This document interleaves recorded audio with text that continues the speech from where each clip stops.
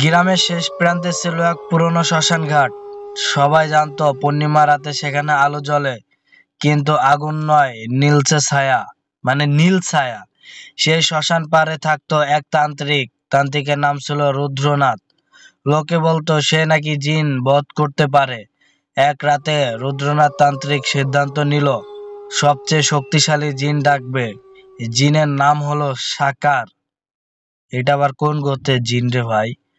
শর্ত একটাই, ভোর হওয়া আগ পর্যন্ত জিনকে বশ করতে হবে, নইলে তান্ত্রিকের প্রাণ যাবে।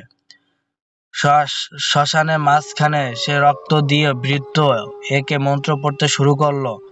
হঠাৎ বাতাস ভারী হয়ে গেল, কবরের মাটি কেঁপে উঠল।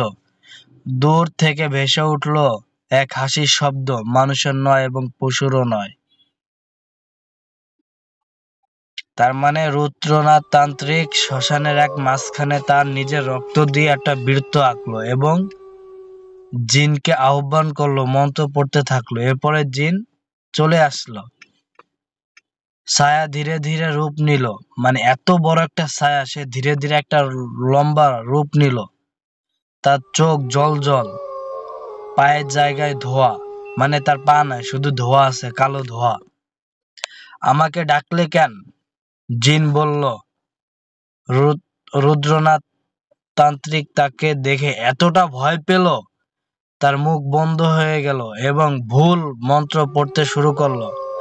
ভুল মন্ত্র পড়ার কারণে যে বৃত্ত আঁকা ছিল সে বৃত্ত এক কোণা ফেটে গেল, হালকা একটু ফাঁক হয়ে গেল।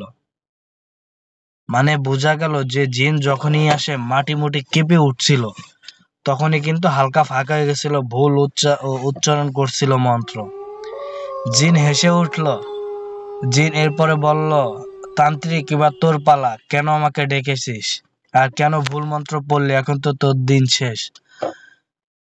এমন একটা গলা টান দিয়ে তান্ত্রিকের মাথা আলাদা করে দিল। এরপরে হঠাৎ করে জিনটি চলে গেল। তান্ত্রিকের যে কথা বলার সময়টাও দেয় নাই। এত ভয়ানক একটা জিন রে বাবা। পরের দিন সকালে শ্মশানে পাওয়া গেল শুধু তান্ত্রিকের ছেঁড়া খাতা। শেষ পাতায় লেখা ছিল মাত্র এক লাইন। মানে তান্ত্রিকের কিছুই পাওয়া যায় না, শুধু খাতা মাতা সিরাক এইসব পাওয়া গেছে। তারপর থেকে আজও পূর্ণিমা রাতে শ্মশানের পাশে কেউ গেলে শোনা যায় ফিসফিসে আওয়াজ, আর কাউকে ডাকবে। মানে জিন এখন একটা আওয়াজ রেখে গেছে যে আর কাউকে ডাকবে আমাকে। মানে একটা পজিটিভ যে কাউকে যেন আর ওই জিনটাকে না ডাকে, এরকম একটা আওয়াজ দিয়ে গেছে, কেউ যেন আমাকে আর না ডাকে। আর কেউ যদি ডাকে তার ভয়ানক মৃত্যুই হবে, এভাবে তান্ত্রিকের মতো।